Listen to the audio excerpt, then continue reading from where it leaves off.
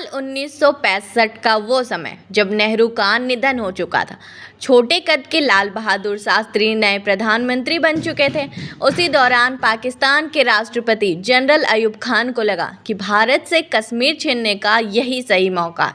इसी गलतफहमी में पाकिस्तान ने ऑपरेशन जिब्राल्टर लॉन्च किया और जम्मू कश्मीर में अपनी सेना घुसा दी। भारत ने भी पलटवार किया। एक महीने बाद 23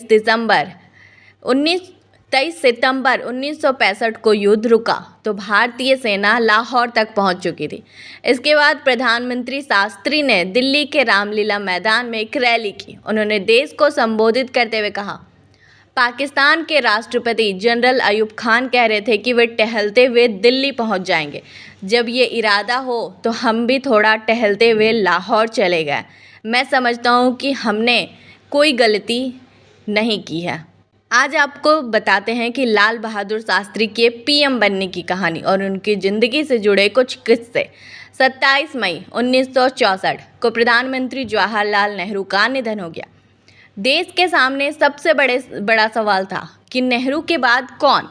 अमेरिकी पत्रकार अपनी किताब आफ्टर नेहरू में लिखते हैं कि उस समय पीएम पद की रेस में सबसे आगे मोरारजी देसाई थे।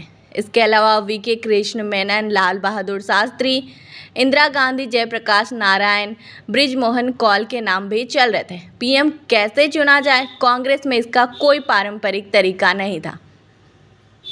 उस वक्त के कांग्रेस अध्यक्ष के कामराज भारत के अगले प्रधानमंत्री चुनने की स्क्रिप्ट लिख रहे थे।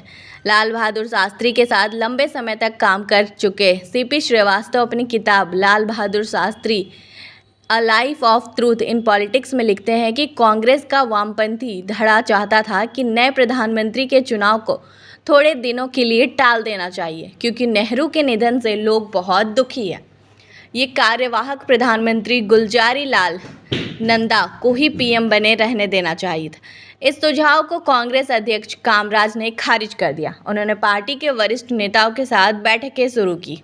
इसी दिन 18 ओबीसी और एससी सांसदों ने पीएम पद के लिए जगजीवन राम का नाम आगे किया, लेकिन ज़्यादा समर्थन नहीं मिलने के कारण एक दिन में ही प्रस्ताव गिर गया। जब पत्रकारों ने मोरारजी देसाई से पूछा कि क्या आप पीएम बनने जा रहे हैं, उन्होंने कहा कि अगर जनता की मर्जी हो तो मैं इसके लिए चुनाव भी लड़ने को तैयार हूँ।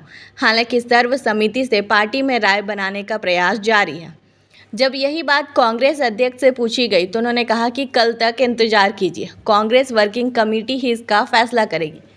देर शाम कामराज ने मोरारजी से फ़ोन पर लंबी बात की। इससे मोरारजी को लगने लगा कि वही अगले पीएम बनेंगे। सीपी श्रीवास्तव अपने बुक में लिखते हैं कि 30 मई 1964 को कांग्रेस वर्किंग कमेटी की बैठक से पहले ही पीएम का नाम तय हो गया था। जब इंदिरा गांधी और लाल बहादुर शास्त्री की मुलाकात हुई तो हालत को भांपने के लिए शास्त्री ने इंदिरा से कहा कि आप क्यों नहीं लड़ती। इंदिरा ने कहा कि मैं अभी पिता की मौत के सदमे में हूँ, इस वक्त पीएम पद का चुनाव लड़ने के बारे में सोच नहीं सकती। 1 जून 1964 को ही बैठक में तय हुआ कि कांग्रेस अध्यक्ष कामराज जो फैसला लेंगे उसे सब मानेंगे। 2 जून को कार्यकारी पीएम गुलजारी लाल नंदा ने प्रधानमंत्री पद के लिए शास्त्री का नाम प्रस्तावित किया। अब मोरारजी देसाई के सामने सहमति जताने के अलावा कोई विकल्प नहीं था। इसी तरह शास्त्री प्रधानमंत्री चुने गए और